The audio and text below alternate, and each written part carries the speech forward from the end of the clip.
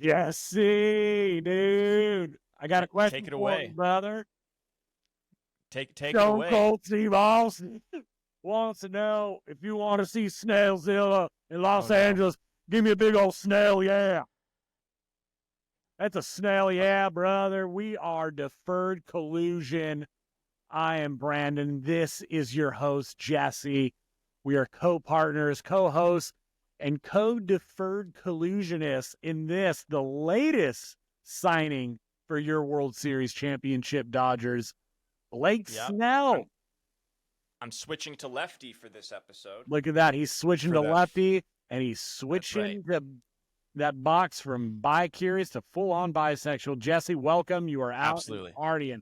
How are we feeling today? Feeling great. I was at the grocery store last night, checking out, just buying some things, last minute things for Thanksgiving, and I'm in the checkout line and I get notification that Blake Snell posted a photo of himself in a Dodgers uniform on his Instagram account.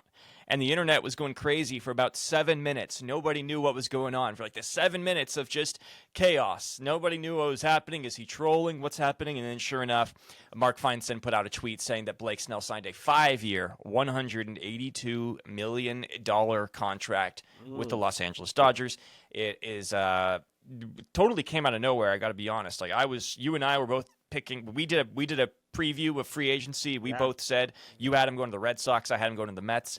And I thought the Angels were a sleeper team in this, potentially for Snell. And they ended up getting Yusei. They got a different lefty. They got Yusei Kikuchi. Dodgers get Blake Snell.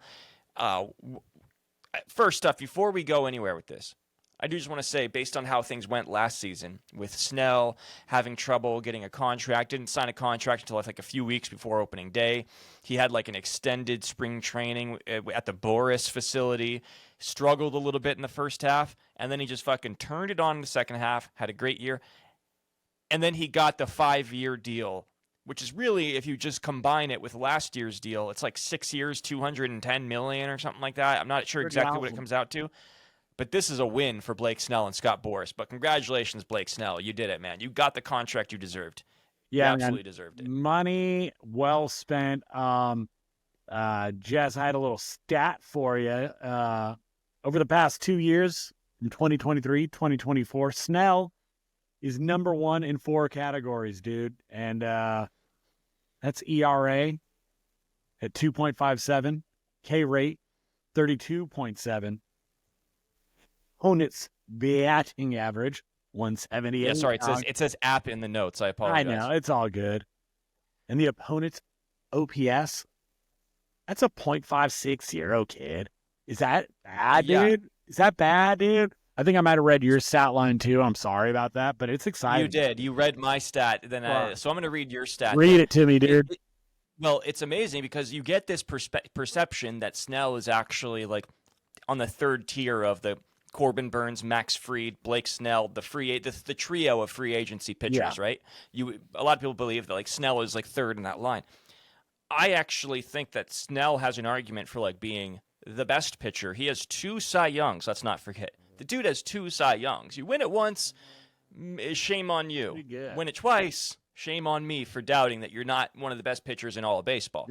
And there's an argument that he might be the best pitcher in baseball statistically, and it's just not as sexy because he walks a lot of guys, right? I think that's like there's a lot of people that just kind of like he doesn't go deep into games all the time. Yeah. But he actually went into the 6th and 7th inning a lot this past year, and this is an interesting one that you put in there.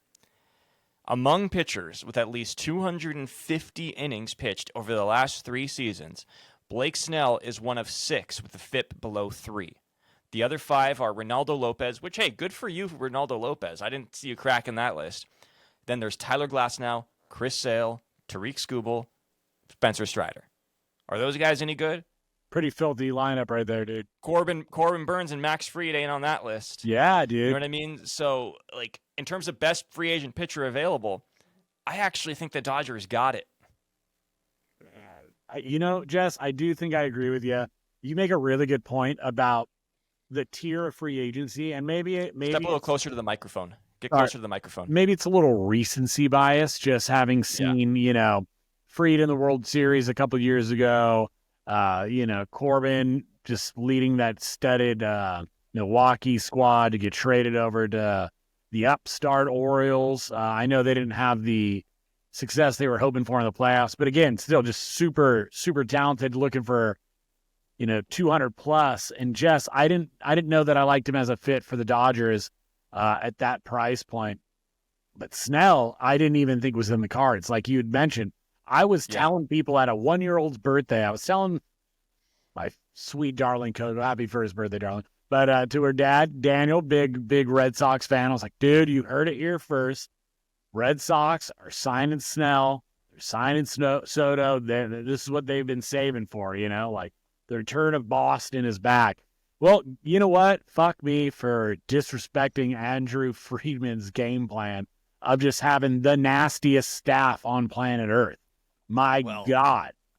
They're really throwing some money out there, man. I mean, we're kind of entering the official Dodgers villain arc now. This is definitely Dodgers evil empire, but I don't think it's like as bad as some people are making it, which we're gonna get to here. I just want to give some quick details on the contract. There was a $52 million signing bonus in the deal, which I believe is additional. I could be wrong. I'm having a little trouble understanding the language of some of these tweets that are out there. So I apologize if anybody's watching this has better insight to whether or not that bonus weighs into the 186 or to the 182, or if it's additional, or how it counts against the luxury tax. Because I don't actually think that the bonus, the $52 million bonus, does not count against the CBT. So I think they're going to clear in that regard. $52 million bonus. There's $13 million a year in deferrals, which is $65 million total over the course of the contract. And that term deferrals is triggering a lot of people here in the baseball world. Limited no trade clause as well. No opt-outs. So the Dodgers have Blake Snell for the next 5 seasons, assuming he does not get traded. So, it's 36.4 AAV, 36.4 million AAV, but only 32 to 33 is counting on the books. So that's because of the deferrals. Wow. Dude, credit to the fucking accountants for the Guggenheim Group figuring out how to. They're working overtime. Dude, for real.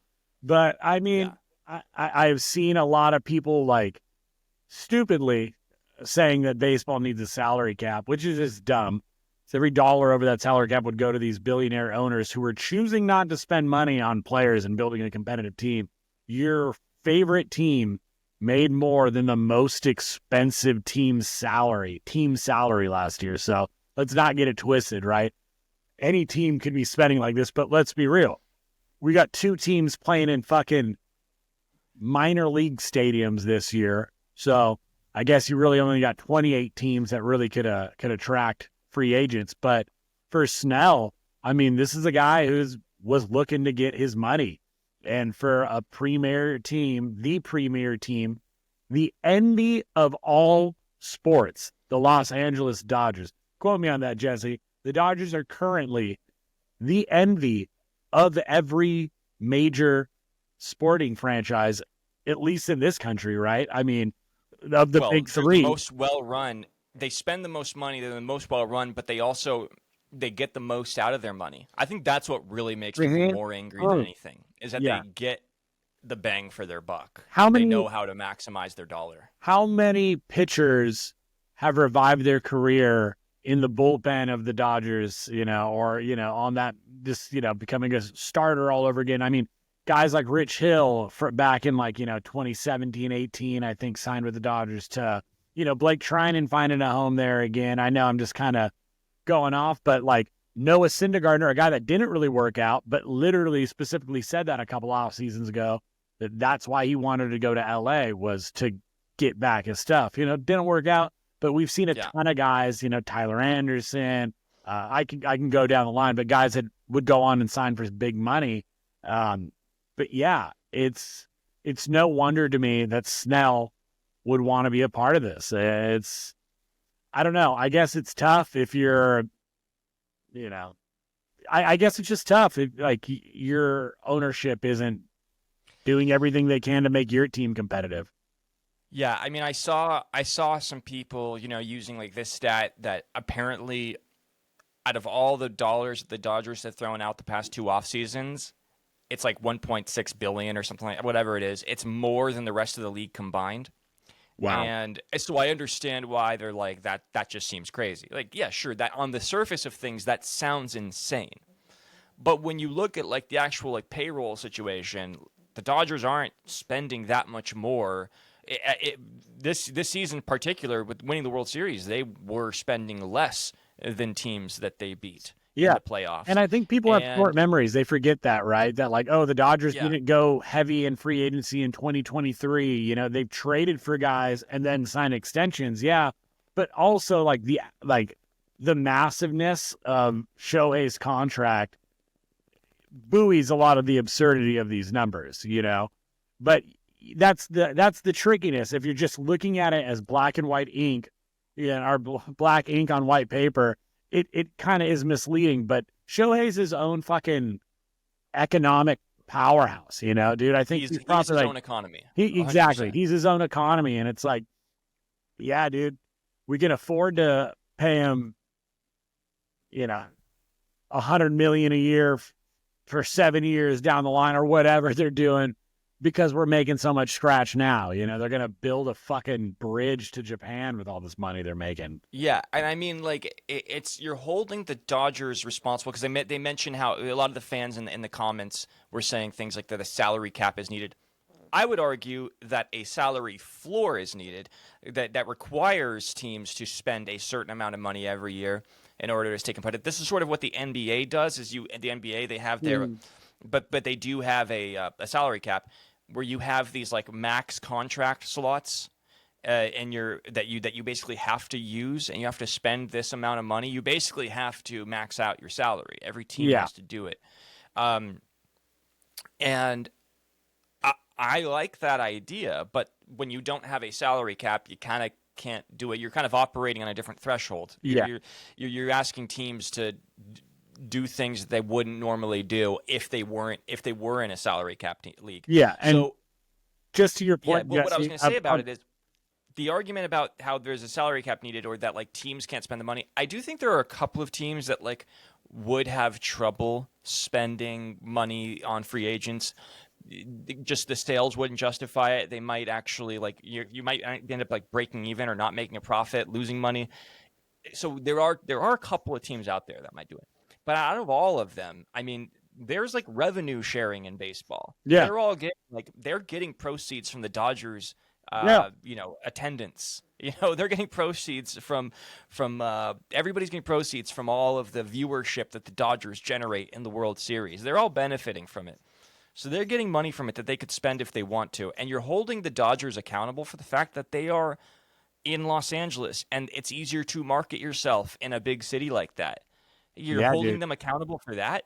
That's not their fault. And you can't just blame them for that. And just to that point, right? And just about ineffective ownership, John Fisher, I believe when he bought the A's, or when his parents bought the A's, I think their payroll was around like 54 million. And now 20 some odd years later, it's sitting around $50 million. So yeah, adjust for inflation, the guy's fucking, paying probably 20% less in salary over that time, So like you were saying, pocketing money. Yeah, I mean that, and even about the profit sharing, I'm pretty positive a big reason why it was like foot in the ground, like nope, no deals happening, we're moving, was that I think they had to have it decided that they had a new ballpark and all this shit to get like $100 million in profit sharing from the league, and there you go. It's just more bullshit. But yeah, I feel for fans that are frustrated by ineffective ownership, but to be mad because a team is paying market value for players, and not spending just stupid, right? But like signing good contracts, making good trades, and like you said, doing the most with the talent they do acquire. So then when you couple that with an appealing marketplace or place to live, Yeah, dude. But let's not forget, like, there's been some really high-tier free agents that have chose not to stay in LA, like Max Scherzer, like Yeah. Corey Seager, homegrown guy, like Trey Turner. You know what I mean? These are guys who would go sign massive deals with the Mets, for Scherzer and Turner with the The Phillies, Phillies Seager with and the the Rangers. Rangers. And, nobody says dick when it's that, but whoa, they won the World Series. They signed the best player in baseball. I don't know. Dude, I remember when the Padres went crazy handing out contracts to, they traded for Soto, they extended Tatis, they signed Xander Bogaerts, they signed Yu Darvish, they made all these crazy signings, and everybody was praising them for how But that turned out for how dead set they were on winning, and I can understand being tired of a team. I get it. You're tired of the Dodgers winning. That's I get obviously, it, if I was not a Dodger fan, I would hate them. But I would like to think that I didn't hate them for spending money. Yeah. Because that just seems like, what is the point of all this if the players aren't going to go? First of all, these players want to sign with the Dodgers.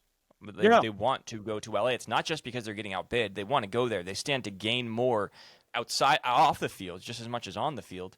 But also, it's your best chance to win. But also, they're one of the few teams making the offers. Absolutely. And dude, Jesse, people are forgetting that their team's owners, winning isn't their big fucking priority. A lot of these guys are hedge funds or whatever. This is just a money-making machine. So they're only going to spend so much, rake in the dough, and you go, oh, fuck, we need a fucking salary cap because the Dodgers signed Snell. It's like, come on, bud.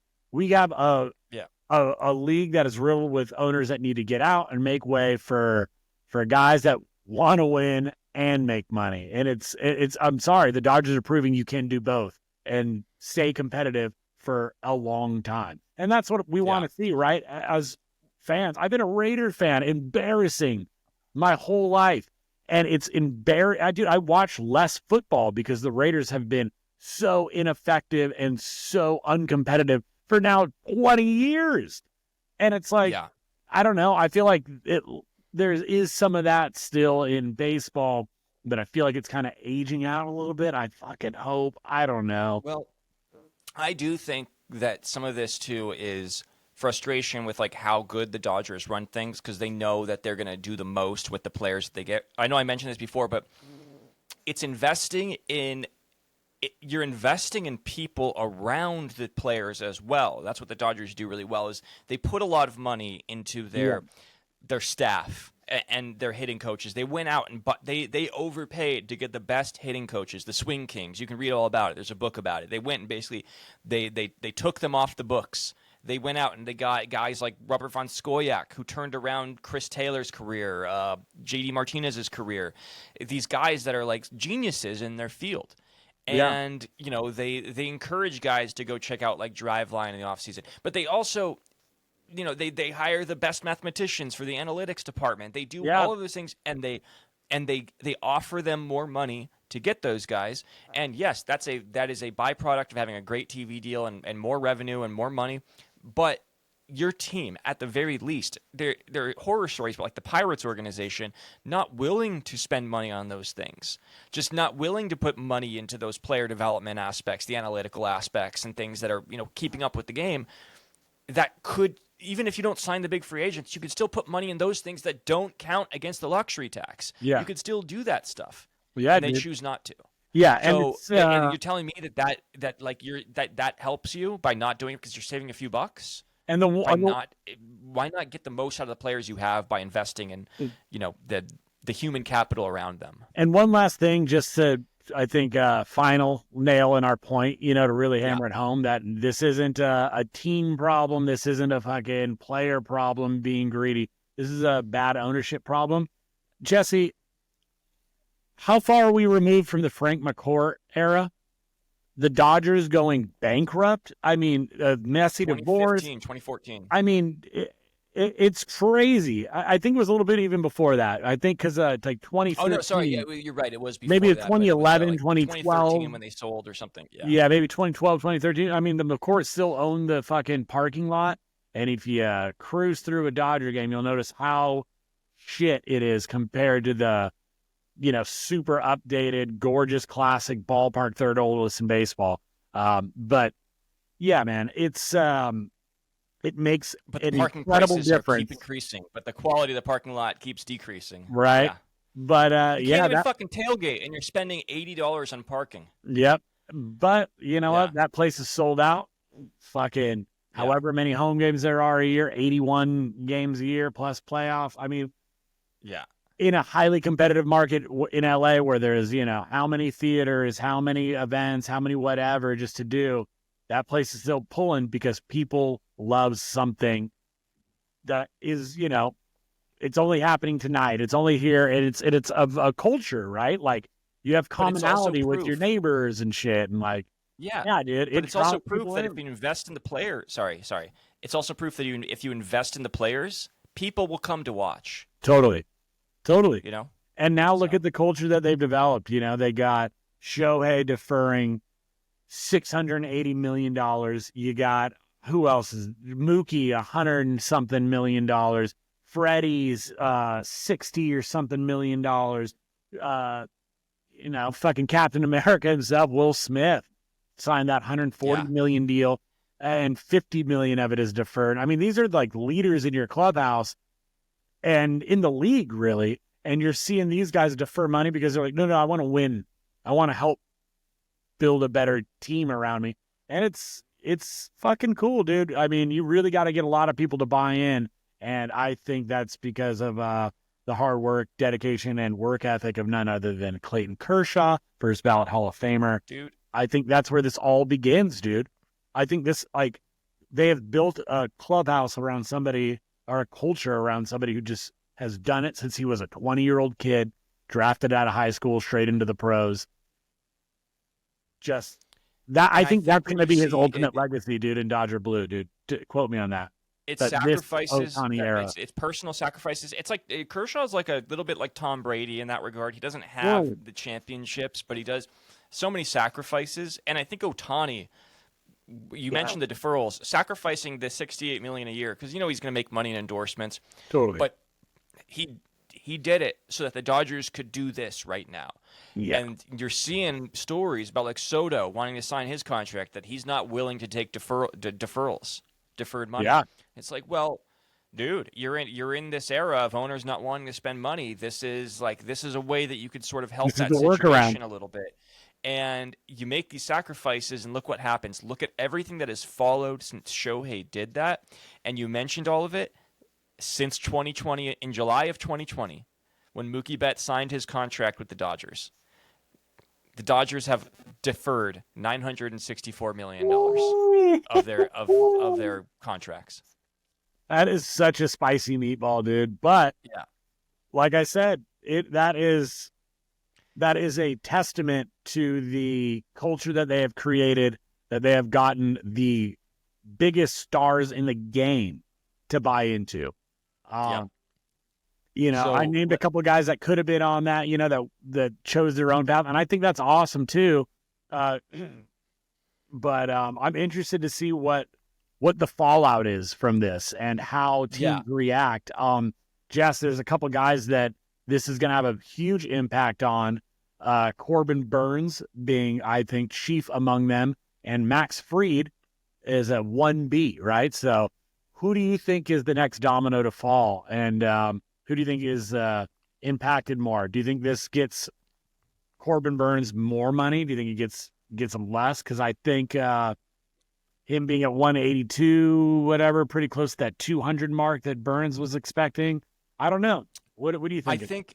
I think it pretty much helps guarantee Burns gets like 6 to 7 years at least. He's gonna at least get like 1 to 2 more years off of it. That's my guess. I mean, I don't know. I'm not a contract guy, but that would be how I would assume, because I do think that Snell going first makes a lot of sense for a variety of reasons. But I think him setting the market simply because he was like again the third perceived arm in this free agency class. that he would set the tone a little bit for the other contracts. I would say him and Fried are a wash, to be honest, like in terms of how much money they should get. So I would imagine Fried's going to get something similar. Maybe like 6 years. Oh no, did you just Oh no, I just lost Branden. Can you hear me? I knocked my camera over. Whoopsie. What just happened there? I knocked my little camera over. I was adjusting the cable and I yanked it on accident. So hold on. My quality's trash. Let me switch cameras real quick, dude. This is the emergency back cam, everyone. Yeah. Gonna whip around in a second. We only have the top quality production equipment here at Deferred Collusion Studios. That's how we do it, brother. Yeah. Okay. Oh, it's still starting a new recording. Yeah, it's going to record on a new device. Yeah, don't ever do that again, all right? It was an accident. Yeah, no, I know. I'm fucking with you. It's recording on a new track. I hope this doesn't fuck it up. All right, whatever. We got a lot. So yeah, I would say that it's going to be about the same. I mean, I would say like Fried and Snell should be something similar. Like maybe Fried will get like 1 extra year because I think he's a year younger. Oh no, again? No, I'm still here. Okay? Yeah, I'm still here. All right. Are you on your camera now? Are you on the good camera? No, I'm still on the shitty camera. I can't get it to switch over. It won't let me now. I think because it. Okay, it's probably because we're like mid-recording. That's why. Probably. Whatever. Just leave it on. Sorry, everybody. That looks ugly, dude. So that would be my guess. But we'll end it here because we're going a little long. So as the Dodgers rotation as it stands, with the addition of Blake Snell, is Yoshinobu Yamamoto, Shohei Ohtani, Blake Snell, Tyler Glasnow, Tony Gonsolin, potentially Clayton Kershaw, Dustin May, potentially Walker Buehler, and potentially Roki Sasaki. If those reports are true, they have like legitimately a 7 to 8 man rotation right now as it stands. Potentially, you're not even talking about like River Ryan coming back in a year, Gavin Stone coming back in a year, Emmett Sheehan coming back after Tommy John. It's unbelievable how many pitchers the Dodgers have. I've never seen anything like this. I don't think anything like this has ever existed in the history of baseball. Do you think that this affects Walker Buehler, and do you think this affects Roki Sasaki? I do not believe that it affects Walker Buehler. However, I think that this officially is the end of our time with Jack Flaherty. I think this definitely means that they're not going to sign him. He had a great year last year, so he's going to look to cash in as he deserves to. But I think this means that there isn't a space for him. Like you said, I think he should go back to the Tigers. I think that'd be a good fit. But I watched now he's going to go to the fucking Red Sox or something like that. Maybe the Giants because they're like, oh, you signed one of our pitchers. But who did you say after that? Or the Angels too. Maybe the Angels should sign him. Right. Who did you say after that? Sasaki and Buehler. Yeah. So I don't think it affects Buehler. But for Roki, I do think it could affect Roki, and here's why. I do think that there's enough people bitching that maybe the MLB comes in and blocks the potential signing of Roki Sasaki, and little NBA Chris Paul gets blocked to going to the Lakers. Maybe it's a little bit of something like that. That's what I could imagine. Baseball has a way of getting in its own way. Loves to do that. So that's my little 2 cents on Roki. But I am excited to see how this affects Fried and Mr. Corbin Burns. I do think though that Fried is going to the Phillies. You heard it. You heard it here. Deferred Collusion. Wow. I just don't. I gotta be honest. I don't see it. I see Mets. I see Red Sox. I see Rangers. I see those as possible teams. I don't see Phillies, but hey, if you want to compete with the Dodgers, I think the Phillies might have to do it. So I don't hate it at all. The Phillies fans themselves a super team, brother. That's true. I'll say this about Sasaki. I do think it affects because you have to question hey, where do I fit in? on the rotation this year. But if you're talking about like future years, I mean, Clayton Kershaw's not going to be around forever. Gonsolin's probably going to be gone when his rookie contract is up. Same maybe for Dustin May. Buehler might sign a short-term deal. Like, Sasaki has long-term value, and he can still pitch with Yamamoto and Shohei. And also, the pressure for Sasaki coming over from Japan, going to a Padres or going to the Mets, going to the Red Sox, something like that, where you would they would be relying on you right away. Yeah. To be great. When there's potentially some arm issues and some injury stuff going on, he might want to go to a team where he can learn, get some tutelage, and also kind of, I don't want to say rehab because we don't know for sure if he's injured, but just not a lot of pressure on you to throw a ton of innings right away. Build up your arm strength a little bit. Figure things out with the baseball. And the Dodgers are a perfect place to do it because you can also win at the same time. I agree.